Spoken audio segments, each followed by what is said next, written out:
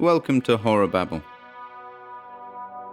I'm a huge fan of Twin Peaks and the works of David Lynch in general, and whilst penning the story of a man's pursuit across Asia in search of a lady he once saw in a dream, I could only visualize the inimitable form of Kyle MacLachlan as the individual in question. I have to admit this is a bit of a strange one, but it serves to introduce a concept that features more dominantly in my upcoming novella, The Box. I hope you enjoy this little peculiar journey.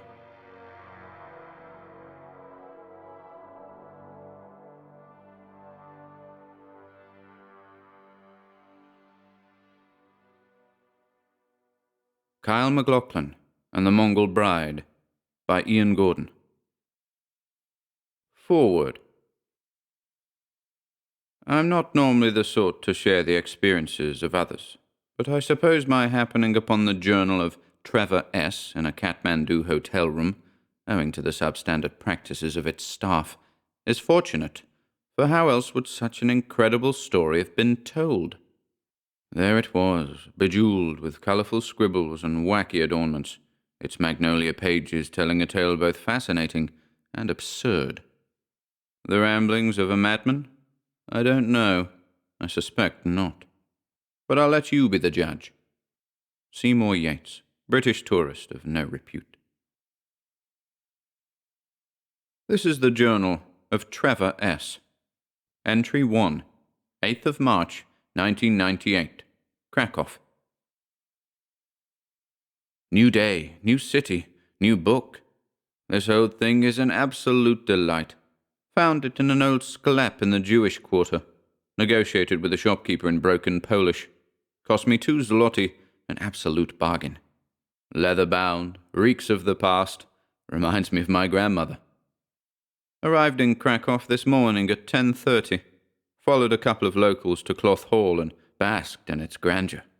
What a place! Bold but restrained. Untouched by the Second World War. Magnificent architecture. Wawel tomorrow, the mighty castle on the hill. Smok's Cave, too, or as he's otherwise known, the Dragon of Wawel Hill. This place is magic and mystery incarnate. Saving my words for now. Too much to see, too much to do. Trev. Entry 2, 11th of March, 1998, Krakow. I caught a whiff of something unusual today. There's a road, they say. Some call it the path or Murphy's method. In Krakow they call it Arta's Road. It's a journey, according to the locals here in Kazimierz, a way in which to leave yourself behind, to step into new shoes. It's all whispers and clandestine gibberish, but I have to admit it has me intrigued. The Austrian barman down at Harris Jazz Bar, Hans, or Hansong as I've taken to calling him, relayed the whole thing in verse and in broken English. I jotted it down on the back of a beer mat. It went something like this. It's a dusty old thing, that memory, littered with weeds unseen. Over the hills, under the trees, there on the edge of a dream. Stray too far and you'll miss it, the thought it won't ever occur, to stray into wilds without reason, magnificent the end of despair. Beyond the bridges of slumber, Nokuth and her barnacled throne, fade into blackness and stroll by the light, close to the end of the line. And when awake once again by the starlight, look to the eye of the storm, but beware the path less travelled, for you might just forget who you are. They say it's a kind of meditation, something inherently Eastern in its philosophy. I reckon I'll give it a shot. Can't be any worse than ayahuasca, can it? Man, I can still taste that shit. Hansong says I'll take to it like a duck to water. Well, we'll see, won't we? Trev. Note. From here on in, the journal entries give way to a narrative style that reads as fiction.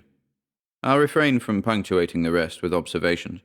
I just wanted to highlight what appears to be a clear transformation in character. If the handwriting wasn't exactly the same, I'd have assumed the journal had been continued by someone else. Yates. The bus stop. I crossed the line, but it took a moment or two for me to realize it.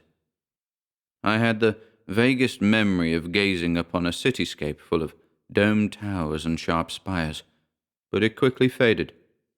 From some lofty vantage point, I'm certain I saw a giant airship floating above a huge subterranean lake, but again the vision was fleeting. Then blackness for several seconds. I wandered into a forest, and the name Hands hovered like vapor above me. I remember a bridge, and a curious canopy aglow with twilight haze. This scene persisted for several minutes, becoming increasingly unfamiliar, until, once again, darkness for the longest time. I want to relate the experience to that of the dream state, but my presence of mind throughout the various stages of the journey suggested consciousness and a keen sense of purpose, but to what end I cannot be certain. Eventually emerging from that unfathomable darkness, I could hear the beginnings of a storm somewhere above me, but I was sheltered from it in a featureless space. Like a baby, I listened, fascinated, terrified. Like the portamento wail of a synthesizer, the pitch of the wind descended as the tempest drifted away. Quite abruptly, all fell silent. Climbing to my feet, I stretched my stiff limbs and brushed the sand from my beard. As my eyes adjusted to my new surroundings, I saw a shaft of light penetrating the gloom. I walked towards it. Stepping outside, the star above shone as I assumed it always had, illuminating a vast desert. The hardpan was endless in every direction, entirely featureless, other than a curious series of concentric circles carved by the passing storm. The circles bordered the shelter, which I now saw was an old bus stop, serving as the merest suggestion of the presence of intelligent life in the vicinity. In the life I lived prior to this one, I'm sure I once observed a series of photographs on the walls of an unnamed gallery. Soviet bus stops, I believe, was the subject of the exhibition.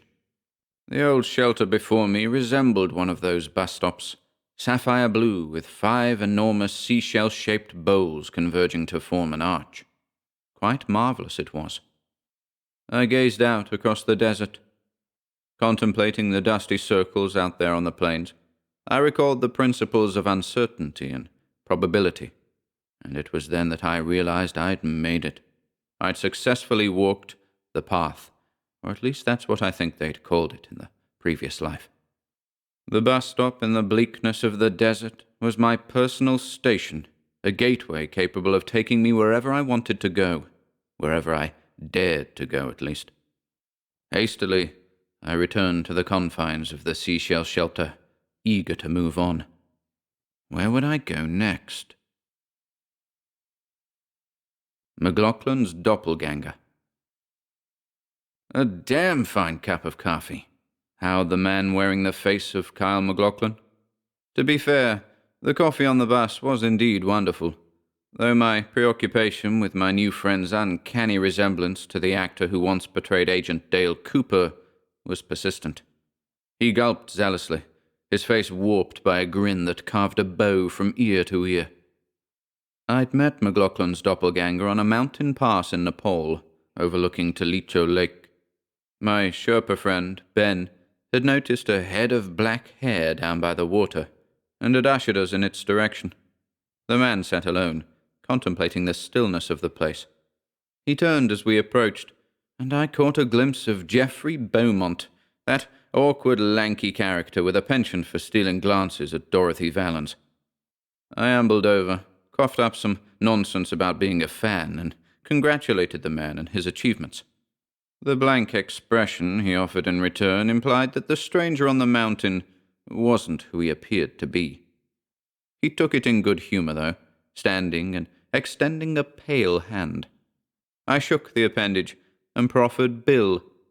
As we talked, I couldn't help but notice the way his eyes were continually drawn to the water. Quite out of nowhere, MacLachlan's doppelganger asked if I'd care for some company as I made my way back to Kathmandu. I said it would be a pleasure, and as a result, I bade farewell to Big Ben. His services were no longer required. Over the course of 2 weeks, we journeyed to Kathmandu, and when we arrived, I assumed we would part ways, as, bizarrely, we hadn't really got to know each other very well. Yes, we'd talked about a variety of things over the weeks, from the origin of man to the nature of intelligence, but the details of our personal lives had remained under lock and key. I hadn't even learned the man's name. I'd persisted in calling him Kyle the whole time. But, as fate would have it, he proposed further travels. He spoke of a region beyond the Himalayas and the Tibetan Plateau. "Bill, I want to tell you about the Altai Mountains. The range borders 4 countries: China, Mongolia, Russia, and Kazakhstan. The mountains are home to a very special body of water. I saw it in a vision." "Yeah?" I said. "Yes, and I must go there. She's waiting for me." "Who?" I asked. "My love," he replied. "Did you see her in your vision too?" "Yes, sir." "That's good enough for me, Kyle." His vagueness baffled me, but his eyes seemed to plead some unearthly passion. I urged him to continue. "We have to find that lake," he said, "though it isn't on any map." "I reckon it is, but it's in your head." Kyle nodded. I recalled the bus stop and what I'd had to do to find it, or at least what I thought I'd done. That former life of mine was hazy, the path between it and the present life even foggier, but somehow I sensed Kyle knew something about it, and that our meeting on that mountain pass hadn't been pure coincidence. "Borders scar identities," he continued. "Invisible barriers instill fear and uncertainty. The land in which the lake lies is beyond the reach of the Chinese, the Mongols, the Russians, and the Kazakhs, yet the occupants of the land claim to descend from all 4. But my love, my only love, is a woman of pure Mongol descent." The man with the face of Agent Dale Cooper was wise beyond his years. He spoke a rare kind of poetry, and to his words I was hooked. I asked again, "Who is she?" But he ignored the question and continued, "The nomads venture there from time to time, but it's at a phase with the rest of the world, and so only a very select few are even aware of it. And you're among that select few?" "We are among that select few," he said, smiling broadly. "Feels good, doesn't it?" I agreed, if only to satiate my new friend. Which brings me back to the bus journey and that wonderful coffee. Kyle was still grinning, his face awash with 1,000 conflicting emotions. I wondered if he truly believed what he told me about that mysterious lake in the Altai Mountains. But considering the things that had happened to me over the preceding hours, days, or weeks, I was open to MacLachlan's vision quest, however absurd it might have sounded to the layman. The bus would take us as far as Lhasa. From there, we would continue some 2,000 miles by any available means. Bus, camel, barefoot, who knew? Perhaps we could take Arthur's Road. Where had I heard that before? I must remember to revisit the journal's earlier entries at some stage.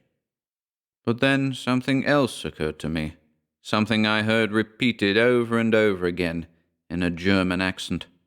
"But beware the path less traveled, for you might just forget who you are." Glass ampersands. The route was grand.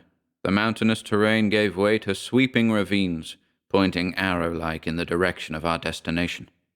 The place we sought was practically invisible, lying somewhere beyond the vast Taklamakan desert. A girl, barely 19, awaited Kyle, with whom he claimed to have communicated following the consumption of a certain controversial South American brew. "We're to marry," he continued. "On the banks of the lake, she and I will cast aside our humanity and merge in the water. Hermaphroditus we are." My reply, in a tongue not quite my own, was, "That shit too fucking far, man." The heat of the day was punishing, but Kyle and I somehow managed to keep moving forward. At times it was as though we merely hovered above the ground, hurtling along at speeds hitherto unknown to man. And we covered extraordinary distances in this manner, drawn to our destination by the will of something beyond our comprehension.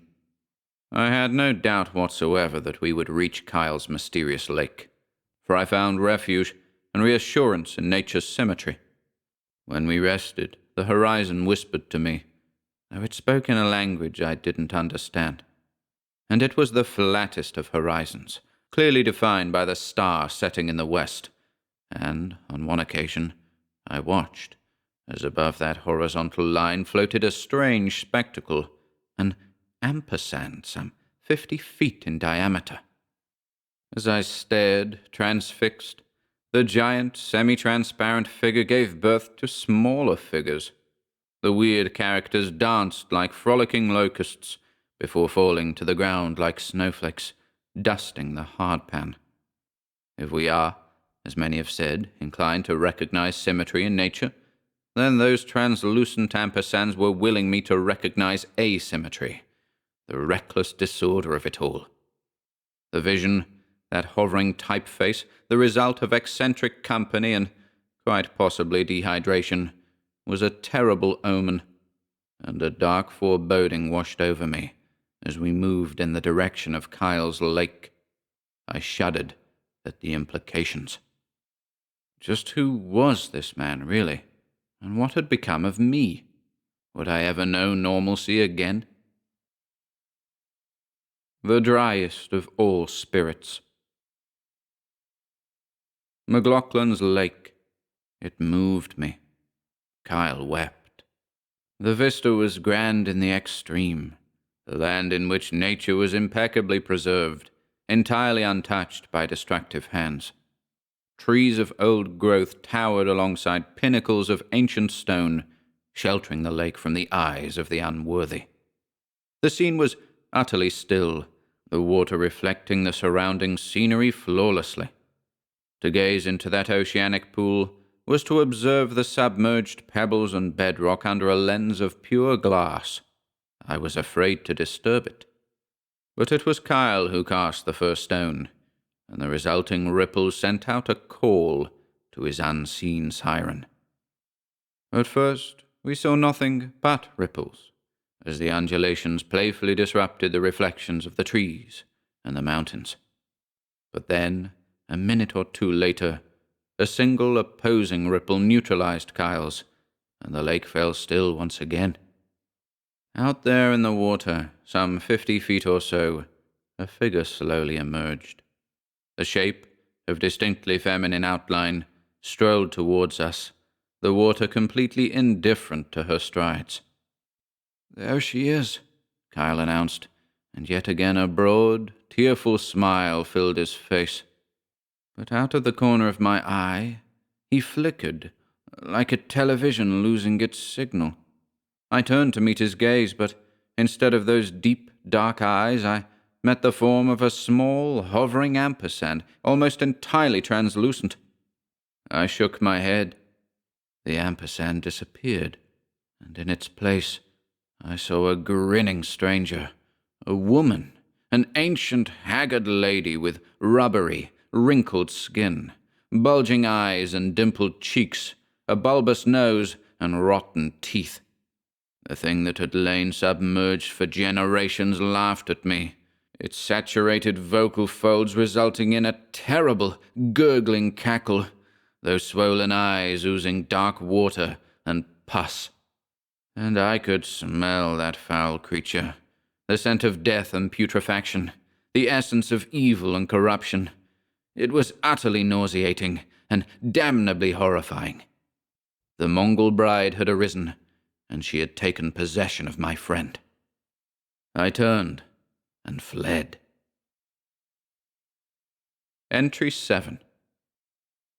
I was dreaming. Out on the plains of some distant desert, I was running as fast as my tired legs could carry me. My feet were blistered and raw, but I couldn't stop.